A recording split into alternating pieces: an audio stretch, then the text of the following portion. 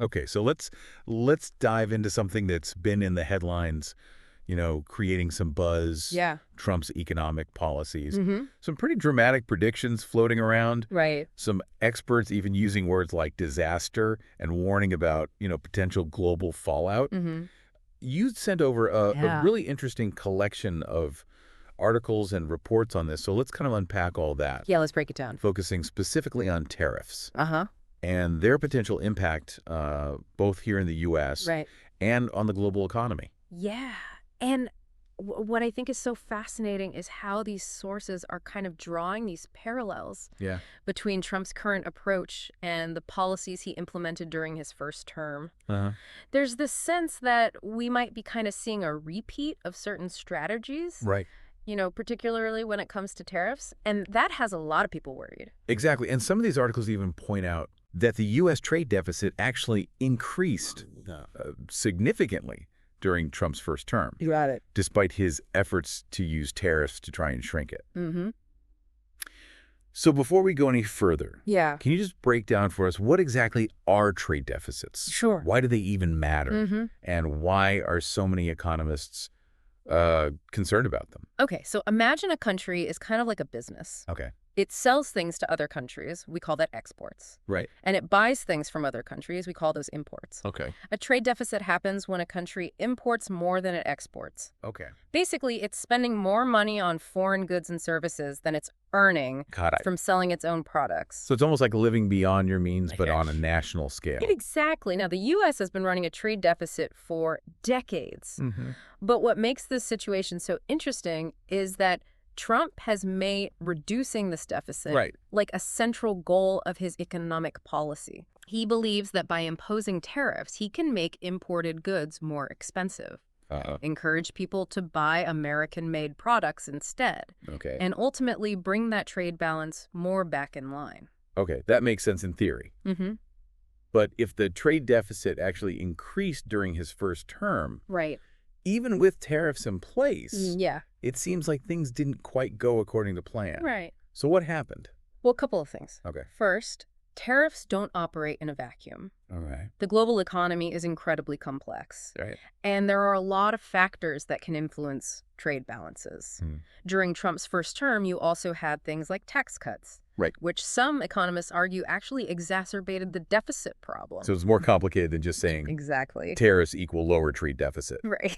There are other pieces to this puzzle. There are a lot of other factors that come into play. Yeah. And I think one of the things these sources do really well is Mhm. highlight that complexity. They point out that while tariffs can sometimes be an effective tool Right. for protecting domestic industries Wow. and influencing trade flows, Mm-hmm. they can also have some unintended consequences. Like what? Well, one of the big concerns is that tariffs can lead to higher prices for consumers. Okay. If you slap a tariff on imported steel, for example, Yeah. that cost is often passed down the supply chain. Okay. And that ultimately results in higher prices for Right. things like cars, Right. appliances, all sorts of things. Okay. This can hurt consumer demand. Makes sense. And that can then have a ripple effect on the overall economy. Yeah, and it doesn't even stop there. No. These articles also talk about the risk of retaliation from other countries. Yeah. It's like this economic... Tit for tat. Yeah, tit for tat. Right. If the U.S. imposes tariffs on goods from China, Yeah. China might retaliate by putting tariffs on U.S. goods, Uh-huh. which can then hurt American businesses Exactly. and potentially even lead to a trade war. Right. And these sources really emphasize Yeah. the interconnectedness of the global economy. Mm-hmm. How actions taken by one country Right. can have repercussions far beyond its borders. Okay, so we've got these potential downsides. Mm-hmm. Higher prices for consumers, Uh-huh. the risk of trade wars, Right. and this overall uncertainty that tariffs can kind of inject into the global economy. Right. But what about the potential upsides? Mm-hmm. Trump and his supporters clearly believe that tariffs can be a powerful tool. Yeah. So what are their arguments? Well, one of the main arguments is that tariffs can help level the playing field. Okay. If a country feels that another country is engaging in unfair trade practices, Okay. for example, dumping cheap goods on the market or subsidizing its industries, Mm-hmm. tariffs can be a way to counteract those practices and protect domestic businesses. So it's about creating a more fair and balanced trading environment. That's the idea. Okay. And there's also the argument that tariffs can help revitalize domestic manufacturing, right? Making imported goods more expensive. Right. The hope is that companies will be more inclined to produce goods domestically, Okay. leading to more job creation and a boost to the U.S. economy. Which makes sense, especially given the concerns about the decline of American manufacturing, Right. over the past few decades. Yeah. But some of these sources suggest that it might not be that simple. Yeah. They argue that while tariffs might protect some jobs in the short term, they can also actually lead to job losses in other sectors. Yeah. So how does that work? Well, think about it this way. Okay. It's not just about the direct impact on the industries being protected by the tariffs. Okay. Let's say you're a company that relies on imported steel to make your products. Okay. If tariffs make that steel more expensive, Yeah. that obviously increases your costs. You might have to raise prices or even cut jobs just to stay competitive. Makes sense. So while some sectors might benefit from tariffs, others could suffer. Right. So there's a potential for both winners and losers Exactly. in this scenario. And these sources really emphasize the importance of looking at the bigger picture, Yes. not just focusing on one particular Not just one industry or sector. industry or sector. Right. And that's one of the things that makes this topic so fascinating, It is, isn't it? right? There are so many moving parts, Sure. so many potential consequences, both positive and negative. Both? It's like a giant economic chess game I like that analogy. where each move has this potential to trigger a cascade of effects. And it's important to remember that this isn't just an abstract economic debate. Right. These decisions have very real-world consequences for businesses, for workers, for consumers, for everybody. Absolutely. And I think these sources do a great job of I do. bringing those human stories to the forefront. Absolutely. And they also do a good job of highlighting the historical context as well. Yeah. We've seen protectionist policies like tariffs implemented throughout history with varying degrees of success. Right. Sometimes they've achieved their intended goals, but other times they've backfired, leading to trade wars and economic hardship. So it's not a guaranteed win or lose situation. Nope. Yep.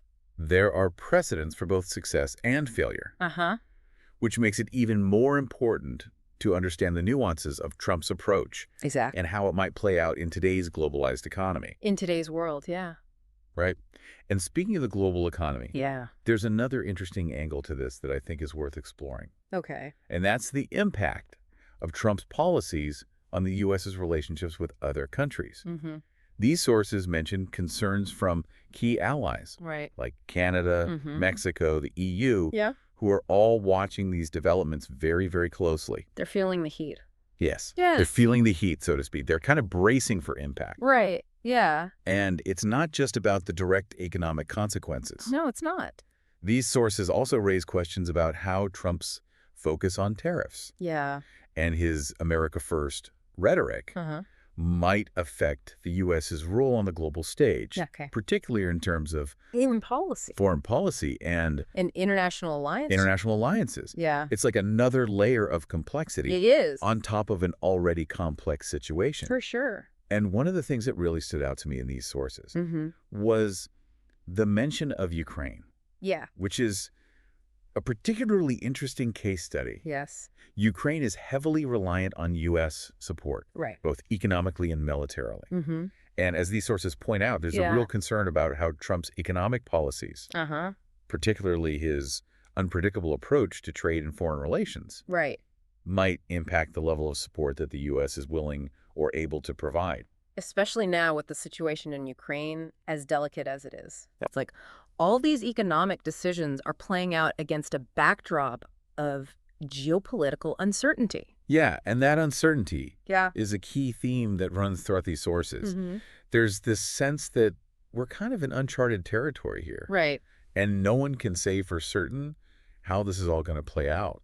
Okay, so we've laid out the potential risks, the potential benefits. We've talked about the historical context, the complex global dynamics at play. Right. But what about the domestic political landscape? Yeah. These sources mention that tax cuts, another key part of Trump's economic plan, Yeah. are also a subject of controversy. Critics argue that they disproportionately benefit wealthy corporations and individuals Right. while contributing to the growing national debt. Exactly. So that's another important piece of the puzzle here. Yeah, the way these economic policies are designed and implemented has a direct impact on who benefits and who bears the burden. Yeah. And I think these sources suggest that there's a real concern that some of these policies, particularly the tax cuts, could exacerbate existing inequalities. Yeah, it's a crucial point, and it really ties into this broader debate about the role of government in the economy. Right. You know, some people believe that the government should just kind of take this hands-off approach. Right. Let the market forces dictate things, while others argue that the government has a responsibility to intervene and address issues like inequality and market failures. So it's not just about economics. Exactly. It's about ideology. Ideology and political philosophy as well. It's about philosophy. Yeah, and those debates are likely to intensify. Oh, absolutely. As Trump's policies take shape. Yeah. One of the articles you sent actually mentioned the Smoot-Hawley Tariff Act yes. of 1930. Yeah. I vaguely remember that from, like, my history classes. Right. But can you remind us what that was all about? Sure. And why it's relevant here? So the Smoot-Hawley Tariff Act Yeah. was a classic example of protectionist policy gone wrong. Okay. It was enacted during the Great Depression Right. with the intention of protecting American businesses and farmers from foreign competition. Okay. The idea was that by raising tariffs on thousands of imported goods, it would force Americans to buy American-made products. Sounds familiar. Right. Kind of like what Trump is trying to do. Exactly. But the problem with Smoot-Hawley is that it backfired spectacularly. Oh, wow. Other countries retaliated with their own tariffs. Global trade basically ground to a halt. Oh, wow. And the depression actually worsened. Oh, no. So it became a textbook example of how protectionism can actually harm the very economy it's supposed to protect. So it's a cautionary tale. It is. A reminder that, you know, history doesn't always repeat itself. Right. But it often rhymes. Exactly. And that's why it's so important to understand the historical context when we're talking about these policies. Right. It's not just about the economic theory. It's about learning from the mistakes of the past and trying to avoid repeating them. Okay, so we've got this historical precedent. We've got the potential risks and benefits. We've got the domestic and international political dynamics at play. But what about the human element? Right. You know, we're not just talking about abstract numbers. No, we're not. And economic theories here. We're talking about real people. Yeah, we're talking about policies that affect real people's lives. Exactly. And behind all the economic jargon, there are real people whose jobs, livelihoods, communities are going to be impacted by these decisions. Yeah, one of the articles you sent actually had a really powerful story. Oh, yeah. About a steel worker in Pennsylvania who lost his job after his factory closed down due to competition from cheaper imported steel. Yeah, and he was a third-generation steel worker. Wow. His entire family had relied on that factory for generations. That's heartbreaking. It is. It really brings it home. It does. You know, it's a reminder that economics isn't just about numbers on a spreadsheet. Exactly. It's about people. It's about people. Their families. Their families. You know, their dreams, their hopes, their aspirations. And then on the other side of the equation, you have consumers who are facing higher prices for everything from cars to groceries because of tariffs. Right. One of the reports you sent mentioned that the average American household is paying hundreds of dollars more per year. Just because of tariffs. Because of tariffs. Crazy, right? It's a double-edged sword. It is. Some people might benefit from tariffs in the short term. Right. But others are definitely feeling the pain. Absolutely. And that's why it's so important. Yeah. To have a balanced and nuanced discussion about these issues. Right. It's not about picking sides. Right. It's about trying to understand the complex trade-offs involved and considering the potential impact on all stakeholders. You know, one of the things that really strikes me about all of this is the level of uncertainty. Yeah. No one seems to know for sure how these policies are going to play out.